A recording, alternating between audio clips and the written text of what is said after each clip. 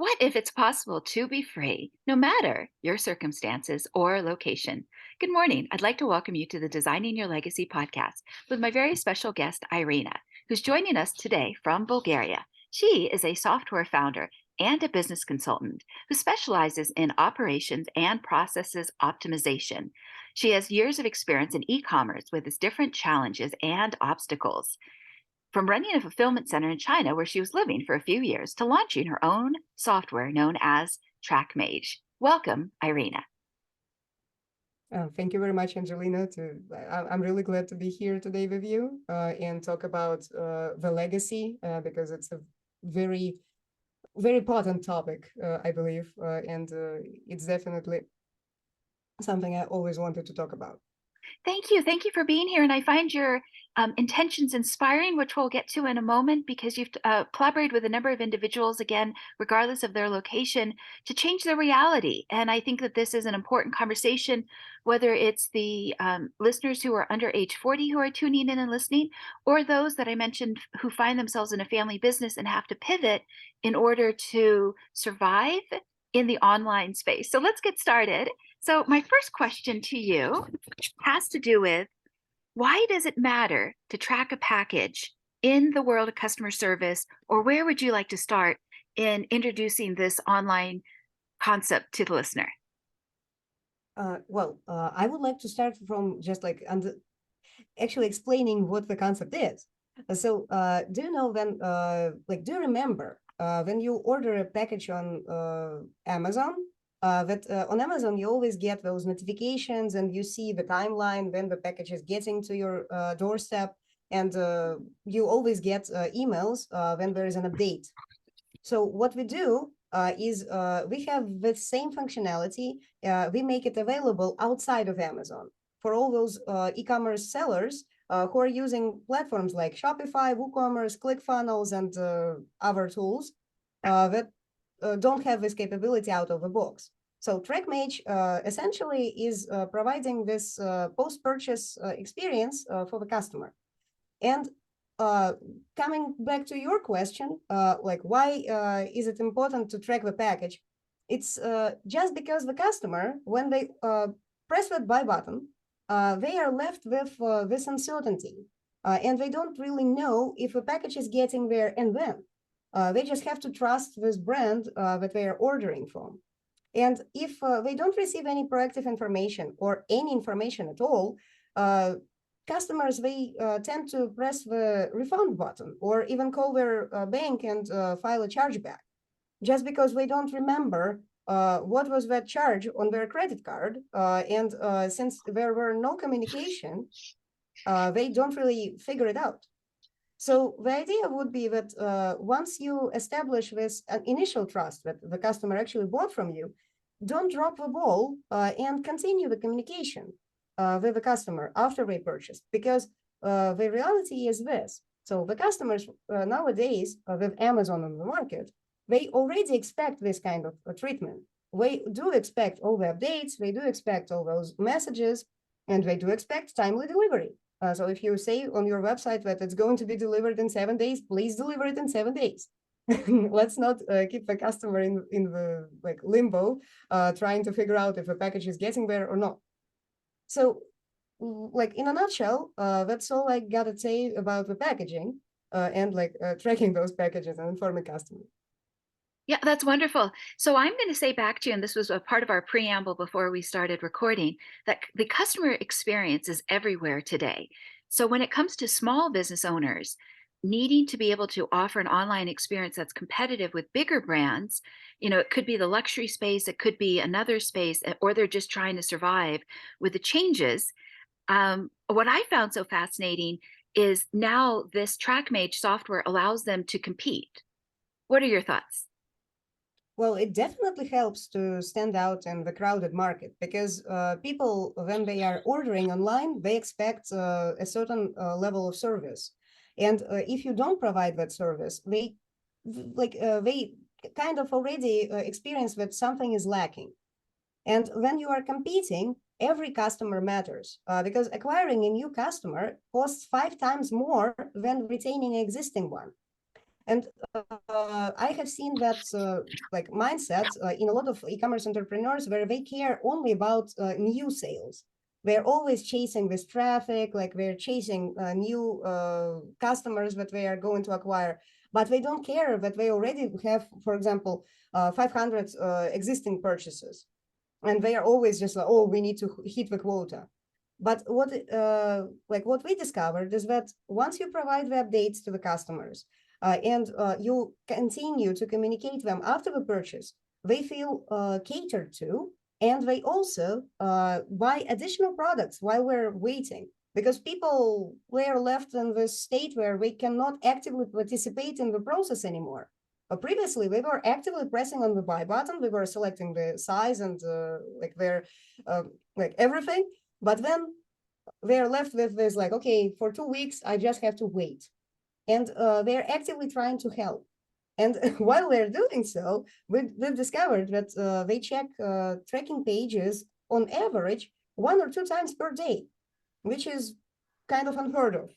So they always come back and ask like, oh, is it there yet? Oh, and now? And what about now? So literally that happens.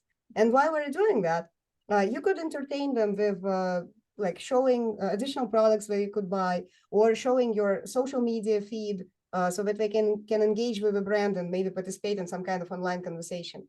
And at the end of this all, we can ask them for a review once they do receive the package. Like in a lot of software pieces that are currently on the market, it's just a timed conversation. So like, oh, in 2 weeks, we send them an email for a review. But what if a person hasn't received their package yet? What are they going to say? Like, oh, I haven't received the package yet. And then they don't leave a review at all because it wasn't on time. But if you do tie it to the actual package delivery, it's there. You get the customer to leave a review at their highest, because like, oh, I literally unpacked it today. This is my new T-shirt. The world needs to see me. That's when you ask for a review. Yeah, I find this whole topic fascinating. In my research of what it is that you bring into the marketplace, and listening to some of the other podcasts, I found it interesting how often individuals are afraid if they do offer a product or a service on Amazon, and if they dare get one bad review, they'll bend over backwards and give anything that they need to that online customer in order to just to save their reputation on Amazon, because they don't realize that there's other options in the marketplace. Mm. Well, again, with bad reviews, you definitely need to address the problem. So it's not cool, I would say, to leave the customer with a bad experience and then just saying like, oh, let's just delete that review. Like that doesn't matter. Like it's not the right way to build a reputation, because reputation can cost dearly. If one angry customer spreads the rumors on social media and that becomes viral somehow, that definitely costs a lot. There was a very famous example with American Airlines where they broke the guitar of a famous rock singer, and then he wrote the song American Airlines break guitars. That's and that cost them literally 100 million in stock prices. So that's like, I might not be very like clear on the details of that case study, but definitely online reputation matters, and people do remember. The internet remembers. So if you can address all the issues before the customer gets angry and they start the buzz, that's the best. But with good reviews, you also need to ask all those other customers who had a perfect experience, but they were never asked to leave a review. You need to capitalize on that, because the unfortunate truth is that if a customer is unhappy, they're going to leave a review 100%. If a customer is happy, well, maybe 10% chance. Yeah, absolutely. So I want to bring up for a moment, your website offers a free ebook. And what I thought was so valuable about this is that there are some individuals that have been selling online for decades. And then there's others that, like I mentioned before, they could find themselves in a family business and they have to pivot, and they don't even know where to begin, how to survive. But they hear these success stories. But I don't know, again, statistically, if it's like maybe 10 to 20% of entrepreneurs profit and find profit online, and maybe 80% just struggle and they're throwing ad dollars in and they don't know kind of the magic formula. So let's talk about your free ebook. Yeah. Well, definitely, I would love to. So it's called how to get extra sales from existing customers for without spending more without spending more dollars on ads and hiring more staff. So it's about actually, if you do have some kind of sales volume, that's possible to get extra sales from existing customers, because if you are just starting, usually you start from zero, like there are no existing customers. So when you're starting from zero, definitely figure out the sales, figure out how you're going to get those customers. Is it going to be through social media, just, I don't know, becoming the celebrity of some sort? Is it going to be just through paid advertising? Is it going to be for content marketing? So whatever avenue you choose, the only thing that as a beginner, the only thing that you need to focus on is just to really figure out how to get sales and make sure that they're sustainable. It's not like a feast and famine cycle, like, oh, when I'm dancing on Facebook, I do get sales. When I'm no longer dancing on TikTok, I don't get sales. So something like that. If you figure out like how and where you get the customers, that's great. But then how do you retain those customers? If you start in e-commerce, the thinking typically isn't long-term. Most of the e-commerce businesses, they don't think about the customer base as something that they can capitalize on for years. They just, again, they treat it as transactions. And like, okay, so the more money we spend on Facebook or other ads, the more customers we're going to get. But then all those existing customers, they stay. How about you add some kind of newsletter or some kind of e-commerce subscription? So for a lot of businesses, it's possible to add some kind of retention element where, for example, when you're buying some supplements or you're buying some vitamins, the typical question would be like, okay, they bought one bottle, when the bottle runs out, how about we offer them another one? And then another one, and then another one. So this is just like how the e-commerce subscription works. So getting back to the point, I always wanted to say that like when you have a sales, it's always possible to optimize certain parts of the sales process and make sure that the customers stay with the company long term. And once you figure that out, the possibilities are infinite, because it's no longer something like a leaky bucket. It's like a spinning flywheel that just literally just grows in size and spins faster and faster. Sure, and the exponential sales, absolutely. One of the things that I wrote down in preparation for today's conversation is about you had talked about the brutal truth about e-commerce and how most e-commerce sellers just focus on getting traffic to their stores. Are there any other brutal truths that are worth addressing? Because again, it's almost like this, like sometimes selling online, even if it's like a book or an e-course, it almost feels like this gigantic Atlantic Ocean or Pacific Ocean. So what are some of the other brutal truths? Because trying to find honest advice out there, it's like, whoo. Hmm. Well, if I had to offer a very general advice that's applicable not only to physical products but also to digital, I think everything starts from the customer. If you love your customer, if you would go above and beyond to deliver value to those people, if you really feel emotionally connected to that customer group, you will find a way and you will find success.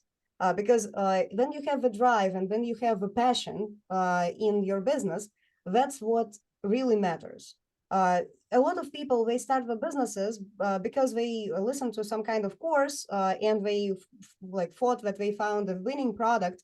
Okay, they launch it, they sell it, they capitalize on it, like maybe they earn, I don't know, like $2,000 out of it, but that's pretty much it. Their heart and their determination and like their legacy is not there. It's just about just some quick cash grab. But that's not what business, like when it comes to really thinking about growing a business, becoming a big company or growing a big brand, it's not what it starts from. It literally needs to start from the customer group that you would love to serve and you would love to solve all of their problems, essentially. Yeah, absolutely. I think you're pointing to the relationship in business compared to the get rich quick. Yeah, definitely. That's exactly what I was trying to say. Yeah, yeah. Wonderful. So you also talked about how it costs 5 times more to acquire a new customer. And the probability, and this might be repeating, but again, if this is new for a listener, I'm just going to go back over it. The probability of selling to an existing customer is 60 to 70%, while the probability of selling to a new prospect is 5 to 20%. So this idea of driving traffic back to the store, your store after purchase, and making an extra 5 to 10% extra sales by upselling is a spot many entrepreneurs miss. And I just thought, yeah, I mean, this is like almost like business 101 or 201. But if somebody doesn't sit us down and tell us this, especially the new entrepreneurs that I see out there, it's whether it's like Generation Z or the millennials. So Yeah. yeah, It would go ahead. right. So typically, there is this model called a funnel. In marketing, you are thinking just okay, like I have a top of a funnel, and then they reach the purchase, like it's the bottom of the funnel. But with a funnel, you literally just like go through this transactional process, and in the end, you don't retain those customers, and you need to either drop them into the next funnel or sell them something else. But again, it's not a holistic framework. Because what I have discovered through the years that I've been in marketing space is that there is another better framework called a flywheel. It was introduced by HubSpot at some point, and it includes customer service and everything that happens after the purchase as part of marketing. Because in reality, customer service is marketing, and it's not a cost center; it is a profit center if done right, because during the customer service period, you literally already have an established relationship with the customer. You don't have to prove to them that you're legit. They already bought from you. They know. What you need to do is just provide good customer service, answer to their questions, make sure that they're happy, and then offer them additional purchases, obviously, because they need to keep, I mean, they need to keep being your customer. If they're not buying from you, they are not a customer. So it's kind of obvious. Yeah. So Yeah, absolutely. And I just think this conversation is really important so that an entrepreneur out there knows what their options are. Because again, I've seen the struggle within family businesses and even the luxury space, because the luxury space can get squeezed if they lose suppliers logistically or sustainability. Conversations come up because their own clients want them to source materials from other places. And so it's like what you're speaking about. It's like that customer service experience. It's, how do you follow up and how also do you stay in business? Because if you do have to pivot online, it's kind of, again, how do you find that repeated success? Whether someone's growing their business or they've had an established business and they've got to keep that momentum in place. So, well, go yeah. ahead. I would say that definitely focusing on existing customers is the cheapest revenue stream, because you already have an established relationship with them. You already have their emails. You can send them communication, and they know who you are. That's like in our current economy. Sometimes people refer to it as an attention economy, and you already have the capital there. So like they know who you are. They know what you do, ideally. Because like if they just like they were very drunk when they ordered that product and then they go, oh well, what did I do, what did I buy?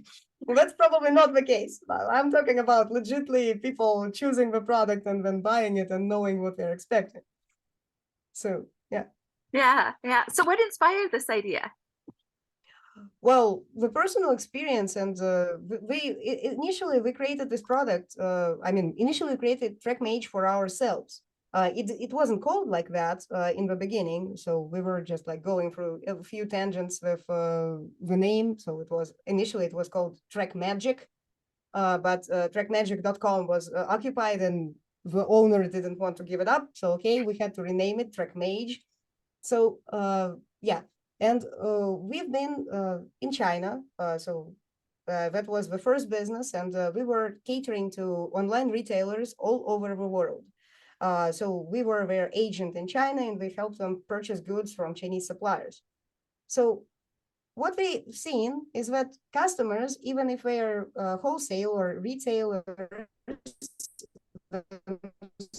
themselves, they are impatient to get a product and they want to get updates. And even at 2 a.m. in the morning or 4 a.m. and they don't care about like what time they reach out to customer support. So the idea would be that they were actually like the problem was that they were impatient, and that's why we sometimes suffered those PayPal refunds or some of those other hiccups just because the customer wanted the information about the package and the entire order. So that's when we introduced this proactive update system that actually helped us not only with retention, but also to offload a lot of routine work from our shoulders. Because previously we had to literally just answer social media messages day in and day out. And it was quite frankly getting inundating with getting the same question like, oh, is it there yet? Okay, yeah, it's there. Like, here is your tracking number. But oh, how do I track? Like, okay, great. We just sent updates automatically, and people stopped asking those questions because we already got the answer. And then like I a lot of times mention that you don't have to treat people as robots because you can actually make robots do the work. And automation is the key if you want to scale with the limited amount of staff on your company payroll. Yeah. Yeah. And would you speak for a moment into the number of conversations you've had, and this is, and before we're going to get into your favorite book, but the number of conversations you've had with different entrepreneurs that they said, well, I'm in this location and I didn't know that I could bring in more revenue or more profit through the online business. And then that just changes not just their reality, but I might even say the potential for the legacy that they can design and plan for. Yeah. Well, a lot of times people just they are getting stuck in this kind of box mindset where they feel that if everyone around me is earning 200 euro per month, that's my limit. That's like the absolute maximum that I could earn because of the economy, because of the government, because of whatever. And then they are introduced to this unlimited potential of like, oh, if you are just creative a little bit, you can earn here, there, you can do this, you can do that. And typical examples would be you could become, I don't know, like TikTok influencer. You could be talking about your amazing pottery shop, like at the corner of this, like I don't know, like at the corner of the street. But you could be talking about the pottery, and you could be filming yourself, like how do you create that, and how do you paint it, and everything. All those craft videos, they are very popular. And that's how you can get customers from the places or even across the globe that will recognize you just because of the uniqueness of what you do.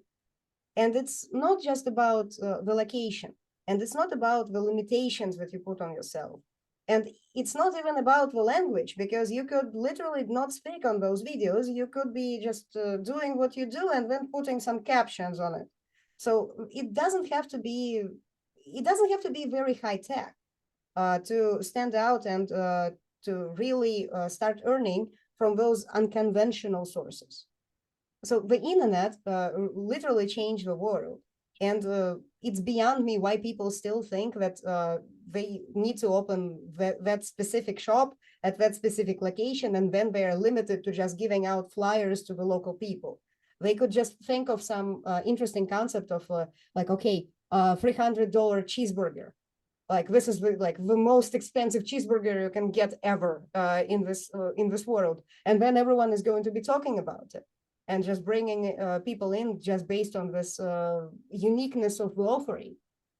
Yeah. Well, I just wanted you to speak into it for a moment, because if it's real for someone, they know that it's like tangible and it's a reality. But if it's not real and it's just something that they've heard about, it's like they're just going to trust their 5D senses and not necessarily venture out when there is like this whole worldwide web of customers out there where they can be making money 24/7. And that is very much a new reality. Yeah, definitely. With the internet, you are not limited to location. You're not limited to even staying in the same location. So if you don't like your local town, you can work online and travel around the world and also film some vlogs on the way. So you could become like the digital nomad. Like, I understand with the COVID, it became a little bit more challenging, but it's getting better. It's definitely getting better right now, and like the airlines were still operating. And I've seen a lot of people doing the same thing we did. So they're going to China, to Thailand, to Philippines, to whichever country they want, without having to without having to stop working. They're still working at their company. And a lot of like the best thing that happened with the COVID is that a lot of corporations, those traditionally not remote, jobs, they are currently available remotely. And you can work with just being anywhere in the world, essentially.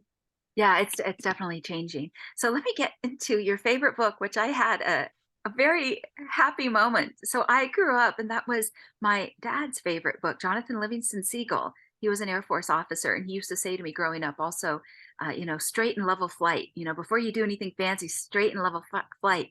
And so that came up in this book, Jonathan Livingston Seagull by Richard Bach.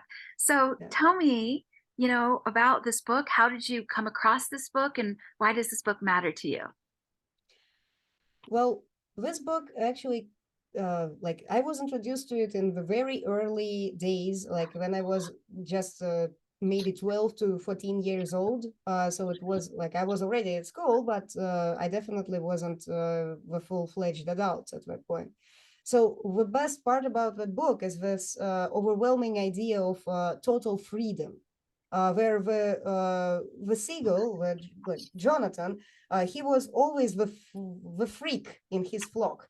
He was always this strange dreamer who experimented with flight.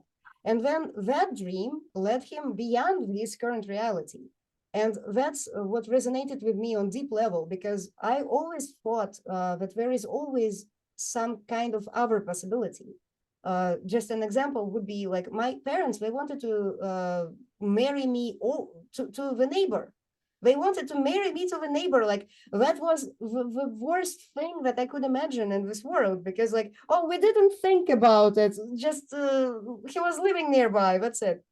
I thought that it's limiting to think about just something local.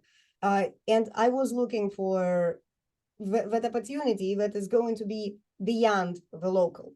So, and that's how I started working online. That's how I learned the English. That's how I started traveling. That's how I started the online company, and like everything like that, because everything was revolving around freedom. And whenever the customers, they get like they try to claim my freedom, and they are trying to impose some expectations on me that I'm not willing to meet, I always just put those boundaries and say like, okay, like everything's great, but probably we're not the right fit to work together, because like I need my freedom and I need to still do what I want to do.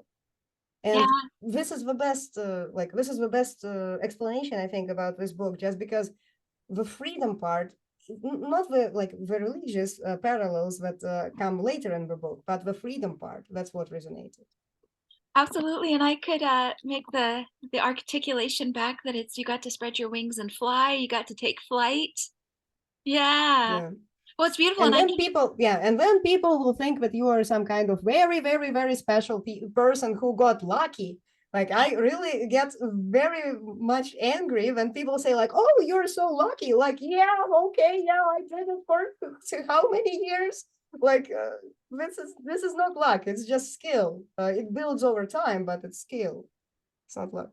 Yeah, well, I think the story is inspiring, and I think it also offers a glimpse into who you are and kind of what got you to this place and what was the origin story. So thank you for sharing, because it is very personal, and also how many people can relate out there. They might have traditional parents, and yeah, and yet in their Yeah. heart they want more. They want more than just to be married off. Well, yeah, and again, like with my upbringing, my parents never truly believed that I'm going to be successful or I'm going to amount to something. They just thought like, okay, you're just like us, and you're going to like work on this specific job for 20 years, and it's still going to be like like everyone is living like that, and you are going to live like that. Okay, no, no, that was the answer. Yeah. Well, kudos to you for your courage and determination to see the flight through. Yeah, well, I don't think it's over. Like it's just going to like there is always more height. Like, but I can go higher, higher and higher. I believe that Yeah. there is no limit to that. Well, I think it's absolutely inspiring. So, speaking of inspiration, how do you see the word legacy? How do you define it personally? And what would you like your legacy to be? Oh, that's a deep question. So I believe that legacy is something that stays in the like it's a contribution to humanity, something that stays after the person is no longer there. So that's how I define legacy.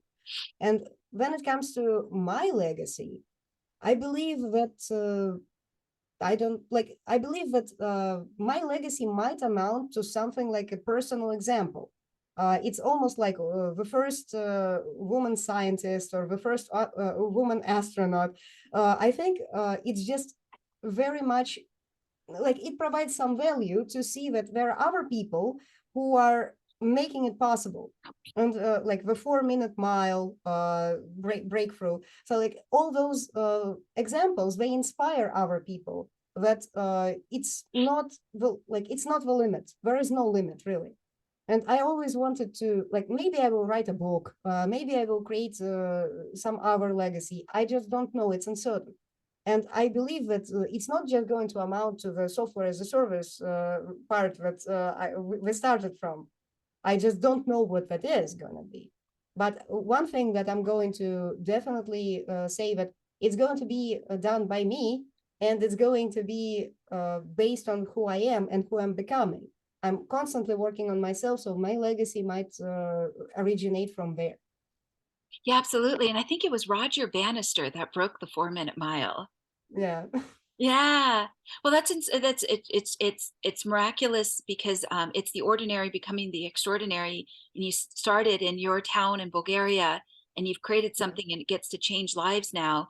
And I think it's for the better because again, when people know that they have options, especially small business owners, to know that they've got more um, choices than just Amazon, within that fulfillment space.